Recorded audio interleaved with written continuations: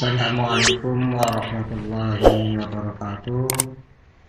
Berjumpa lagi bersama saya dalam mata pelajaran Sejarah Kebudayaan Islam MTS Al-Fatah kelas 9 bersama saya Syahjuri SPDI. Ya, untuk hari ini kita masuk di bab 6 dengan tema Syekh Abdul Rauf Al-Shinqiti dan Syekh Muhammad Arsyad Al-Banjari. Tapi sebelum kita membahas, marilah kita awali dengan membaca basmalah bersama-sama. Bismillahirrahmanirrahim.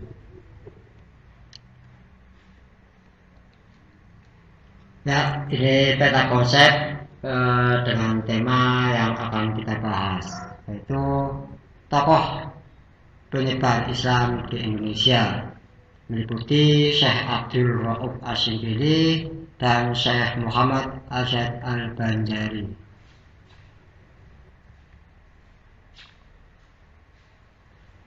Ya, silahkan amati gambar di bawah ini.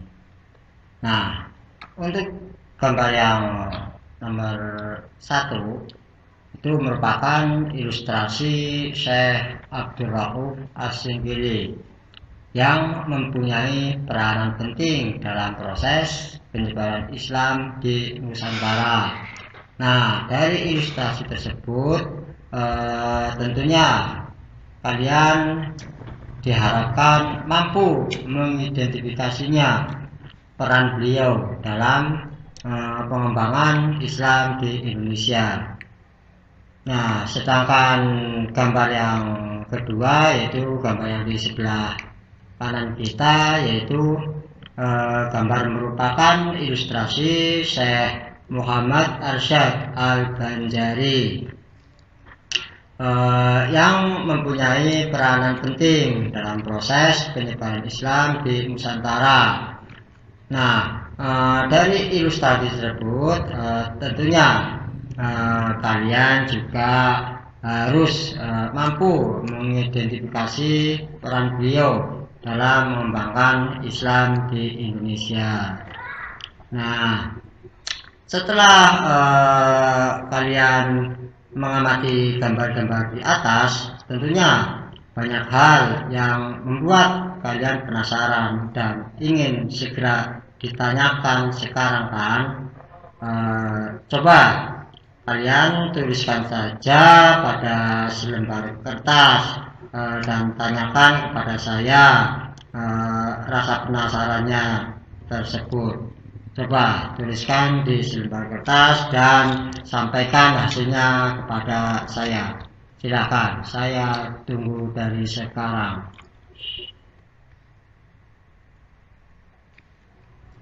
Ya, kita memperkenalkan Syekh Abdul Rauf Al-Shinqiti.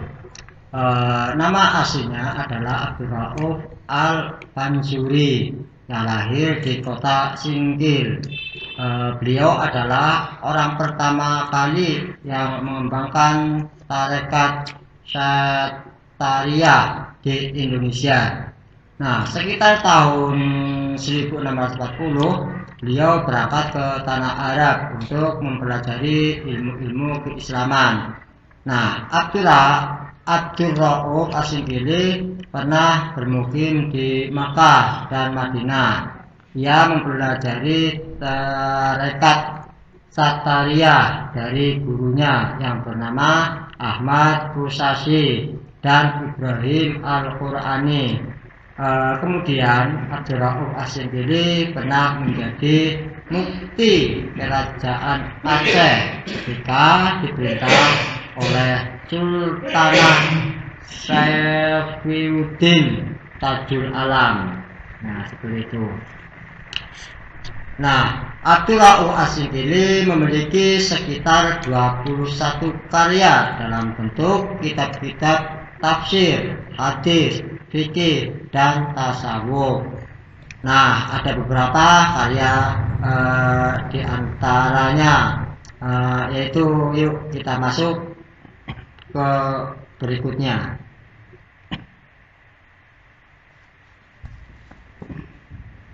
Ya, inilah di antara karya-karya beliau, yaitu yang pertama kitab tafsir yang berjudul Turjuman Al-Mustafid atau terjemah pemberi faedah, yakni merupakan kitab tafsir pertama yang dihasilkan di Indonesia.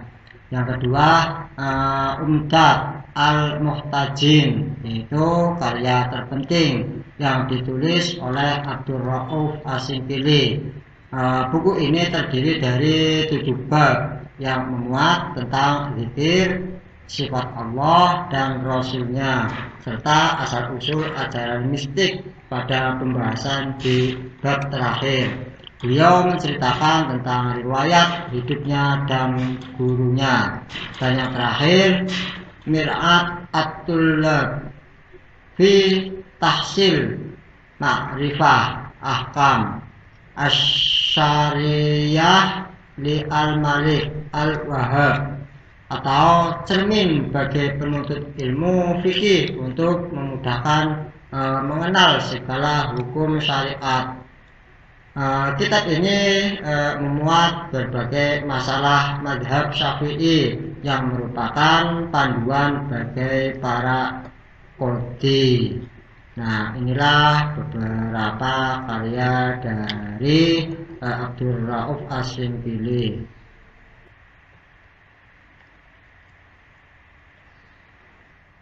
Nah, itu tadi bahwa Abdul Rauf As-Singkili meninggal di Aceh, atau beliau dikenal dengan sebutan Tengku Syiah Kuala, sebagai penghargaan masyarakat Aceh kepada perjuangan beliau.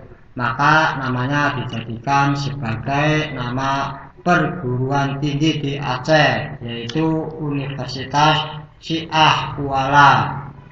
Kampus ini didirikan pada tahun 1961 di Banda Aceh. Seperti itu ya, sedikit biografi dari Abdul Rauf As-Singkili. Selanjutnya kita mendengar atau melihat Syekh Muhammad Ar-Rasyid Al-Banjari. Dari nama Muhammad Ar-Rasyid Al-Banjari, yaitu lahir di Lok Gabang, Martapura, Kalimantan Selatan, yaitu pada tahun 1710. Beliau lahir dari pasangan Abdullah dan Siti Aminah. Setelah wafat, beliau dikenal dengan sebutan Datuk Kalampayan karena dimakamkan di desa Kalampayan. Nah, ketika masih kanak-kanak, beliau diadopsi oleh Sultan Tahlilullah untuk dididik secara tuntas. Bahkan beliau dikirim ke Mekah dan Madinah untuk belajar di sana selama lebih kurang 30 tahun. Nah, sebelum berangkat ke Tanah Suci, beliau dinikahkan dengan seorang putri yang bernama Bajud sebagai sarana untuk mengikat perasaan dengan keluarga di tanah air. Nah, di antara gurunya yang sangat berpengaruh adalah Syekh At-Tailah, yang pernah memberikan izin kepada Muhammad Ar-Rasyid Al-Banjari untuk apa? Untuk mengajar dan memberi fatwa di Masjidil Haram. Nah, selama belajar di Tanah Suci, ia berteman dengan para ulama. Siapa saja ulama? Yuk kita lihat.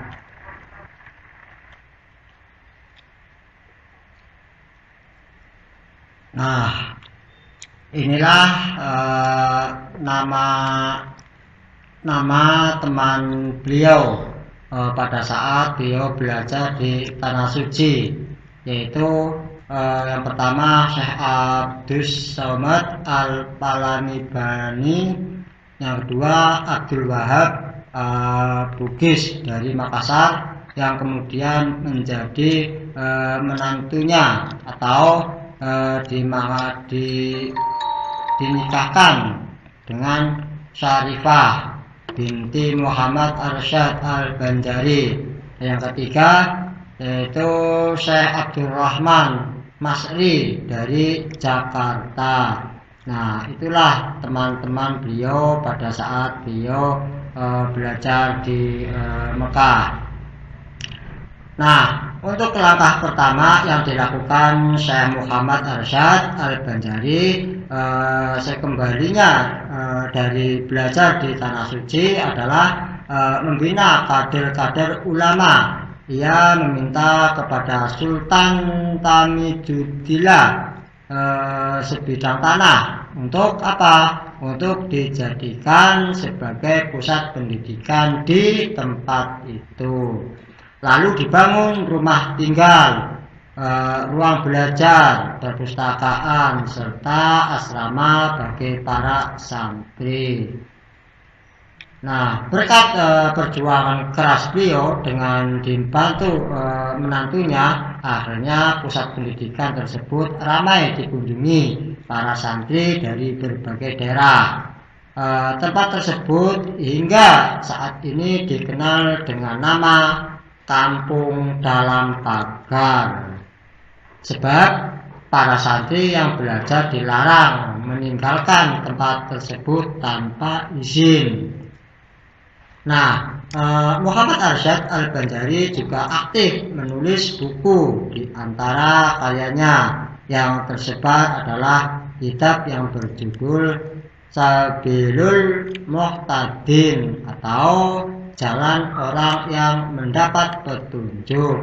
Nah, karena keilmuan beliau yang luar biasa, Muhammad Arsyad Al-Banjari mendapat julukan Matahari Agama dari Banjar. Nah, seperti itu dari saya. Mudah-mudahan bisa dipahami dan bermanfaat untuk anak-anak kita semua. Amin ya robbal alamin. Marilah pertemuan pada hari ini kita akhiri dengan bacaan hamdalah bersama-sama. Alhamdulillahirabbil alamin.